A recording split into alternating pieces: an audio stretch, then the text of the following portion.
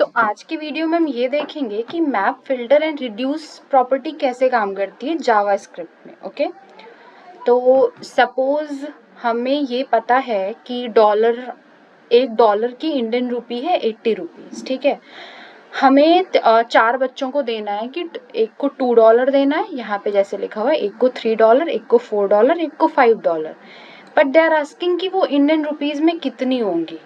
ठीक है, तो हमें इस एरे के जितने एलिमेंट्स हैं उस पर एक प्रॉपर्टी लगानी है जो कि ये सारा इससे मल्टीप्लाई हो जाए। तो यहाँ पे क्या फंक्शन काम करेगा? मैप। एंड मैप एक ऐसा प्रॉपर्टी है, मैप, फिल्टर एंड रिड्यूस तीनों एक ऐसा प्रॉपर्टी है जो एक कॉल बैक फंक्शन लेता है, मतलब उसके अंदर एक फंक्शन चलेगी। ठीक है, अब देखो यहाँ पे क्या किया हमने कि एक एरे ले ले जिसमें कि डॉलर्स की वैल्यू डाल दी कि हमें इतने 4 हैं। अब हमने वैल्यू डाल दी कि $1 की इंडियन रुपीज़ में 80 रुपीज़ है। हमने एक वेरिएबल ले लिया जिसमें हमने मैप लगाया। मैप क्या करेगा कि हर एक एलिमेंट को इससे मल्टीप्लाई करेगा, 80 × 2, 80 × 3, 80 × 4 एंड 80 × 5। तो हमने यहाँ पे क्या किया कि डॉलर पे मैप लगाया, और मैप जैसे मैंने बोला कि तीनों एक कॉल बैक फंक्शन लेती है, तो इसके अंदर ये जो रूपी है ये पैरामीटर है, फंक्शन का पैरामीटर। तो ये हमने एरो फंक्शन में लिखा है इसलिए ऐसा है। एक इसका मॉडर्न वे भी है लिखने का, वो मैं दूसरे वीडियो में बताऊंगी। तो ये क्या है कि यहाँ पे हमने एक पैरामीटर लिया, पैरामीटर क्या है? रूपी है, और इसके अंदर हमने बताया कि एक्शन क्या करना है, इस पैरामीटर को इस 80 से मल्टीप्लाई करना। और ये पैरामीटर आएगा कहाँ से? ये पैरामीटर आएगा डॉलर के एरे से। तो जब हमने कंसोल करवाया तो ये देखिए कंसोल में क्या आएगा। Here it is 80 × 2 which is 160, 80 × 3 which is 240 and so on। तो हमें अलग अलग नहीं करना पड़ा, हमें मैप फंक्शन की मदद से इन एरे के सारे एलिमेंट्स को एक से मल्टीप्लाई कर दिया।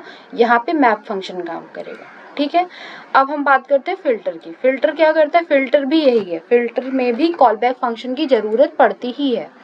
अब जैसे हमने एक एरे ले लिया, अब उसके अंदर हमें बताना है, फिल्टर क्या करना है कि इनमें से जितने एडल्ट्स हैं उनको फिल्टर कर दो। तो अब जैसे हमें पता है कि 18, 21 and 22 are adults, and who is called adult? The age whose age is greater than and equal to 18। तो हमने एक एडल्ट नाम का वेरिएबल लगा के उसमें फिल्टर लगाया कि एज में फिल्टर करो, और यहाँ पे भी एक फंक्शन अंदर कॉल बैक फंक्शन लगी जिसकी एज 1 क्या है? पैरामीटर है। और हमने एक्शन बताया कि अगर age 1 greater than and equal to 18 है तो इसको फिल्टर कर दो और एडल्ट्स में डाल दो, और ये रिजल्ट क्या आएगा? ये भी एक एरे आएगा।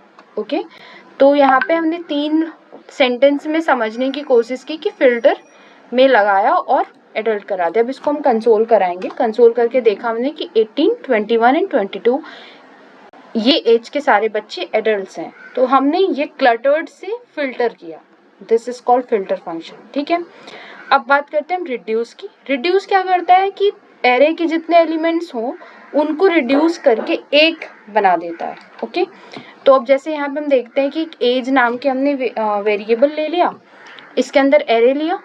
अब हमने बताया कि एज वाले एरे को रिड्यूस करना है, और रिड्यूस में जो हम कॉल बैक फंक्शन लगाते हैं ना, वो कॉल बैक फंक्शन के पैरामीटर्स हमेशा एक्यूमुलेटर होते ही हैं। एक्यूमुलेटर क्या होता है? एक्यूमुलेट करता है सारी वैल्यूज को एक वैल्यू में।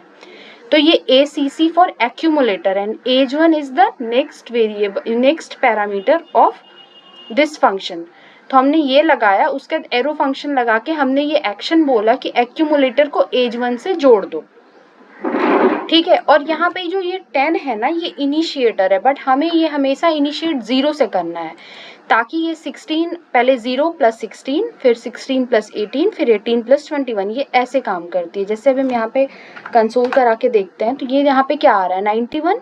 अब यहाँ पे अगर हम सपोज 10 कर देंगे तो ये 10 से शुरू होगा। देखो यहाँ पे अगर हमने 10 कर दिया तो अब ये क्या होगा कि +10 हो जाएगा इसमें। Here it is 101। रिड्यूस क्या करती है? सारी प्रॉपर्टी को रिड्यूस करके एक बना देती है, और रिड्यूस में भी हमें कॉल बैक फंक्शन की ज़रूरत पड़ती है। तो ये था हमारा map, filter and reduce, easy words में, मेरे वर्ड्स में, जैसे मैं समझती हूँ चीज़ों को। Thank you.